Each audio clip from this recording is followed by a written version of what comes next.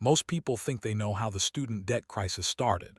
They picture a greedy bank, a predatory lender, a kid who signed papers he didn't understand at 18 years old, and 40 years of interest doing the rest.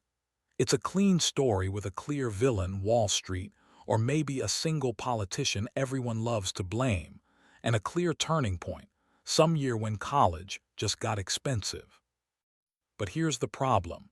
That story is dangerously incomplete, and in some ways it's flat out wrong.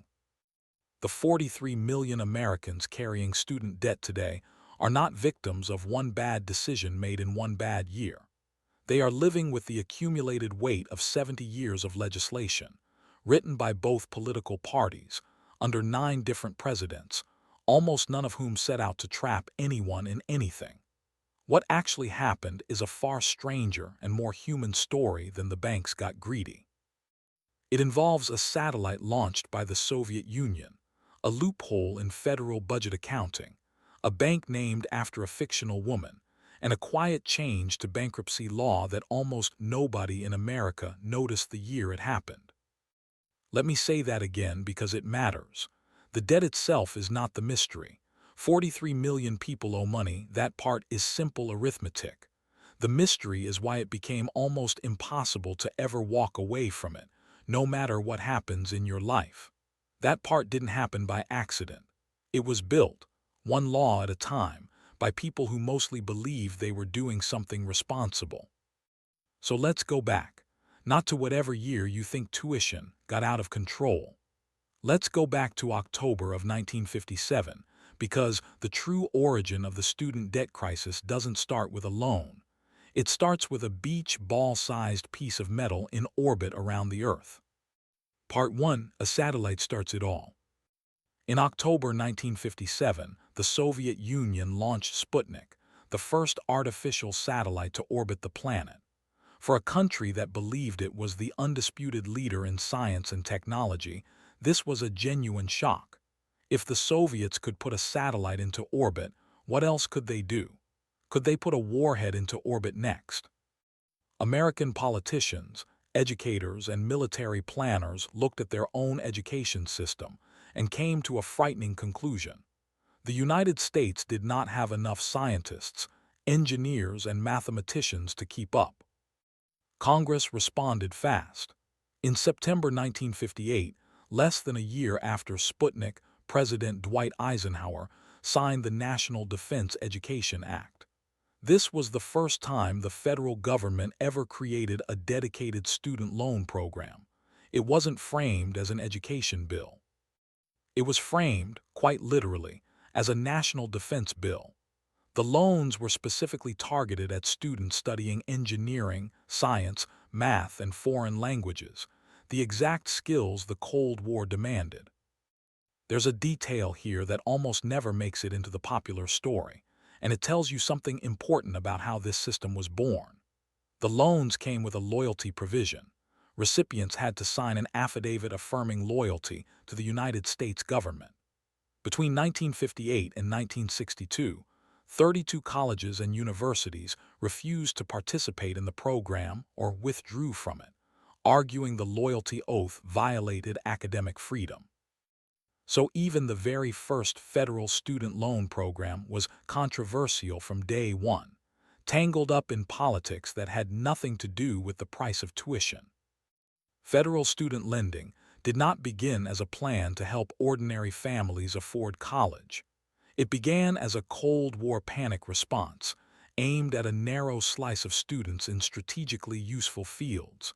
That's origin point number 1, and it's one most people have never heard. Part 2, the guarantee nobody read the fine print on.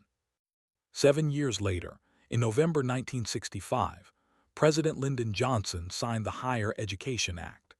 This is the moment most historians point to as the true beginning of the modern student loan system, and there's a small, human detail worth knowing about Johnson himself. As a young man attending Southwest Texas State Teachers College, Johnson had relied on a loan from a private benefactor to stay in school. He carried that experience with him into the presidency, and the Higher Education Act was, in his own telling, personal. The Higher Education Act created something new, a guaranteed student loan program open to students regardless of their major, modeled after a state-level program that had originated in Massachusetts. But here's the part that matters most, and the part almost nobody talks about. This wasn't a program where the government simply handed money to students. It was a guarantee program. Private banks made the actual loans. The federal government subsidized the interest and promised to cover the losses if a borrower defaulted. Why structure it this way instead of just having the government lend directly? The answer has almost nothing to do with education policy and everything to do with federal budget accounting rules at the time. A guaranteed loan program, where private banks fronted the actual cash and the government's exposure was an off-the-books promise, looked dramatically cheaper on paper than a direct government lending program, even if the eventual cost to taxpayers ended up being similar or larger. It was, in a very real sense, an accounting trick that shaped the entire architecture of American higher education finance for the next 45 years. This detail matters because it explains something people often ask. Why does it feel like there are 3 or 4 different entities involved every time you talk about your student loan? The Department of Education, a loan servicer, maybe an old bank name you don't recognize. It's because for decades, that's literally how the system was built. Private lenders make the loan, the government insures it, and a tangle of intermediaries sit in between. That structure is the direct legacy of a 1965 budgeting decision, not a natural feature of lending money to students. Part 3. A woman who never existed. By the early 1970s, college enrollment had exploded. In 1940, roughly 500,000 Americans attended college. By 1970, that number had climbed to 7.5 million. The guaranteed loan program was straining under the weight of that growth. Banks needed a way to offload these government-backed loans so they'd have fresh capital to keep lending. So in 1972, Congress created the Student Loan Marketing Association. Everyone would come to know it by its nickname, Sally Me. It wasn't a person. It was a government-sponsored enterprise, structured similarly to Fannie Mae in the housing market, whose entire job was to buy guaranteed student loans off of banks' books, bundle them, and create a secondary market, which is a fancy way of saying it made sure banks never ran out of capital to keep issuing more and more student loans. Sally Mae began trading on the New York Stock Exchange. It became, eventually, a fully private, for-profit, publicly traded corporation after a 1996 Privatization Act completed in 2004. Think about what that actually means. A government-created institution, designed to keep the student loan pipeline flowing, evolved into a shareholder-owned company that profited from loan volume. The incentives embedded in the system, from this point forward, did not point toward restraint. And restraint is exactly what didn't happen next. Part 4. The hypothesis nobody wanted to believe. In 1987, Ronald Reagan's Secretary of Education, William Bennett, wrote an op-ed making an argument that was controversial then and remains controversial today. He proposed that the constant expansion of federal financial aid wasn't making college more affordable, it was doing the opposite. If colleges know that students have access to an ever-expanding pool of loan money, Bennett argued, colleges have far less incentive to hold tuition down. The aid doesn't get captured by students. Over time, it gets captured by the institutions in the form of higher sticker prices. This became known as the Bennett hypothesis, and for decades it was dismissed by many economists as an oversimplification. But newer research has taken it more seriously. A 2016 study published through the National Bureau of Economic Research by economists Gray Gordon and Aaron Hedlund tested the hypothesis directly and found real supporting evidence, particularly connecting expanded loan availability to tuition increases between 1987 and 2010. Between 1980 and 2004, college tuition rose at an average of roughly 7% a year, nearly double the rate of general inflation during the same period. That climb tracks closely alongside the exact years the guaranteed loan system and Sally Me's secondary market were expanding fastest. Here's the uncomfortable version of the story. The same system built to make college more accessible may have simultaneously made it more expensive, in a feedback loop that fed on itself for over 3 decades. More available loan money enabled higher tuition, which required more loan money, which enabled tuition to climb further still. Nobody designed this on purpose. It emerged from the incentive structure itself. And once it started, there was no institution in the system with a reason to stop it. Part 5. The door that quietly closed. Now we get to the part of this story that almost never makes it into any mainstream explanation of the student debt crisis, and it is, in many ways, the most important part of all, because the crisis isn't really about how much money people borrowed. It's about what happened to your options once you couldn't pay it back. Until 1976, student loans were treated exactly like any other unsecured debt in America. If your financial life fell apart, if you lost your job, got sick, or simply couldn't make the payments, you could include your student loans in a bankruptcy filing and get a fresh start, the same as you could with credit card debt or a personal loan. That was the law of the land for the entire history of federal student lending up to that point. In 1976, that changed. Congress passed a law prohibiting the discharge of federal student loans in the first 5 years of repayment, unless a borrower could prove undue hardship, a standard the law never clearly defined. The stated justification was concern about abuse. Lawmakers worried that some borrowers, particularly newly minted doctors and lawyers with high future earning potential, were filing for bankruptcy immediately after graduation, specifically to wipe out their loans before their income rose. Some evidence of this kind of abuse existed, though later research would question how widespread it actually was. Whatever the justification, a door that had always been open began, for the first time, to close. It didn't close all the way in 1976. It closed a little more in 1990, when the required waiting period was extended to 7 years. Then, in 1998, it closed almost completely. The higher education amendments of that year eliminated the waiting period altogether. From that point forward, there was no length of time you could wait, no number of years you could struggle, that would ever automatically qualify you for discharge. The only path left was proving undue hardship, a legal standard so difficult to meet that, for most of the following 2 decades, it was reported by legal aid organizations and bankruptcy attorneys as functionally impossible to satisfy in the vast majority of cases. And then in 2005, the door swung shut on private loans too. The Bankruptcy Abuse Prevention and Consumer Protection Act, a sweeping overhaul of bankruptcy law, pushed heavily by the credit and banking industry, extended that same undue hardship standard to private student loans, which had never been covered by the restriction before. After 2005, it did not matter whether your loan came from the federal government or a private bank. Both were now nearly impossible to discharge. This is the detail most people carrying student debt today do not fully understand. It is not that student debt is large.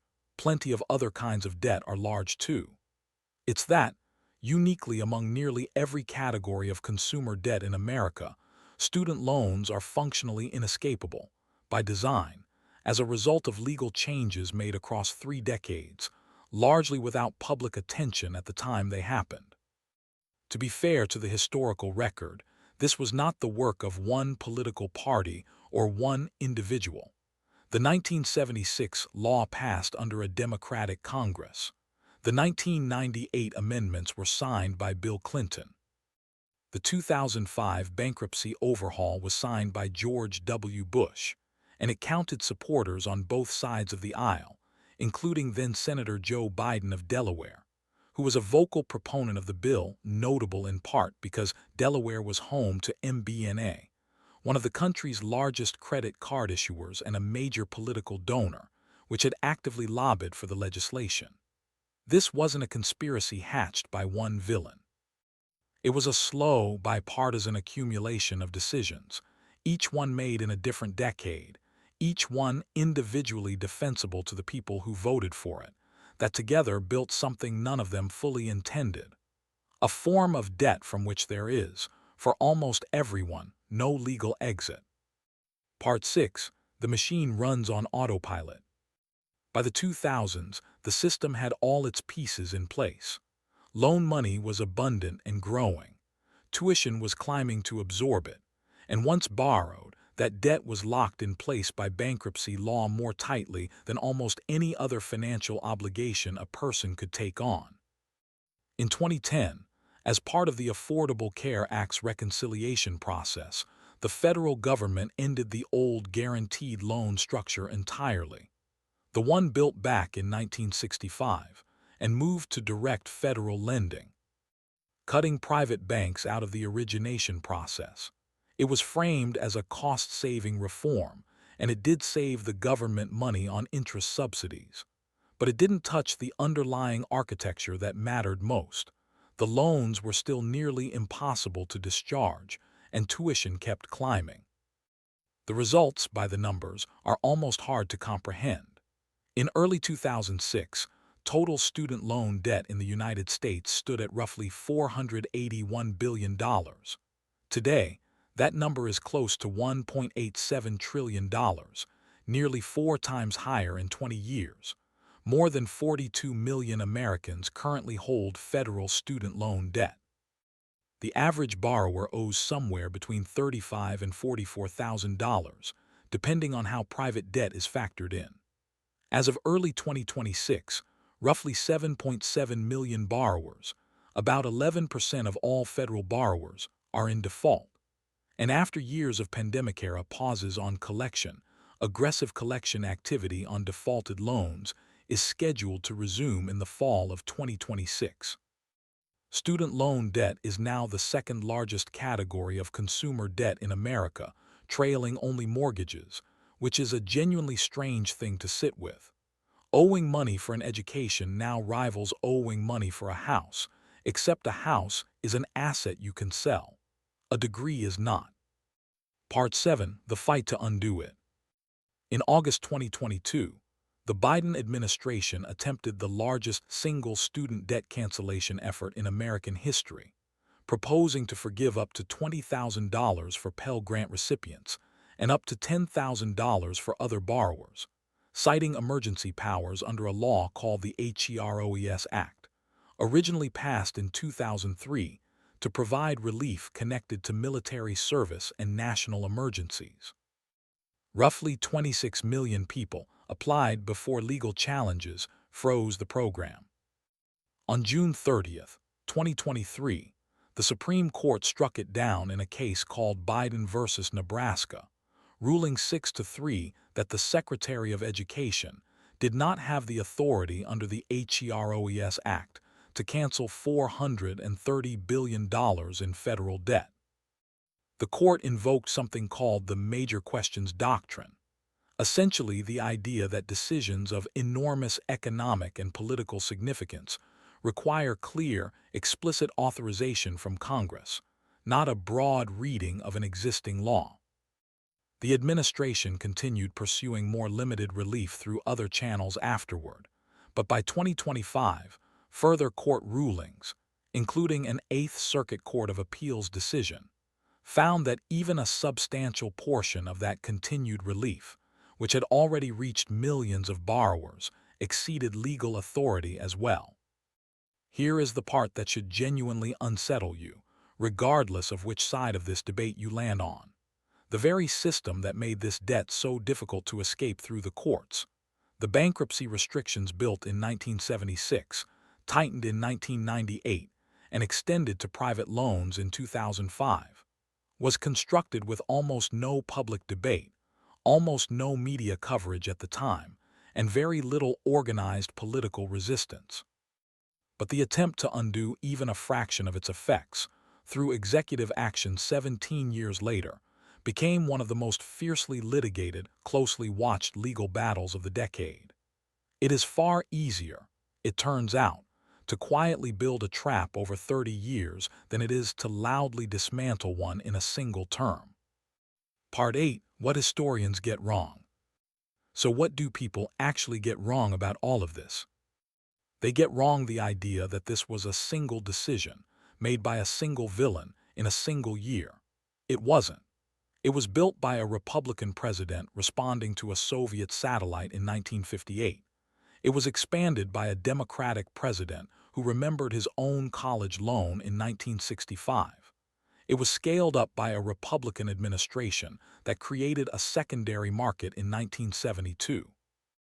It was tightened by lawmakers responding to genuine, if perhaps overstated, fears of abuse in 1976. It was tightened further under a Democratic administration in 1998. It was locked shut under a Republican administration in 2005, with bipartisan votes in the Senate. And every attempt to meaningfully reverse it since has been blocked, in large part, by the very legal architecture that makes escaping any of this debt so difficult in the first place. They get wrong the idea that student debt is simply the price of an education getting more expensive. The evidence increasingly suggests the causality runs in both directions. The availability of loan money and the rise in tuition fed each other for decades, each one justifying the next increase in the other. And they get wrong, perhaps most importantly, the idea that this is a story about greed. Almost nobody involved in building this system, across 7 decades and 9 presidential administrations, set out to trap 43 million people in unpayable debt. The Cold War planners in 1958 wanted more engineers. Lyndon Johnson wanted poor kids to have the same shot he did. The bankruptcy reformers of 1976 wanted to stop a handful of doctors from gaming the system. The architects of 2005 wanted to reduce fraud and abuse in lending. Each individual decision had a defensible logic behind it in its own moment. It's only when you step back and look at all of them stacked together, across 68 years, that you see the shape of the trap they built without ever meaning to. That is the real story of the student debt crisis. Not a single bad actor, a long chain of individually reasonable decisions that, layered on top of each other, produced something almost nobody would have designed on purpose if they'd seen the whole picture at once. And the most sobering part is this: the system is still running on the same architecture today. The bankruptcy rules from 1998 and 2005 are still the law of the land. The debt is still growing.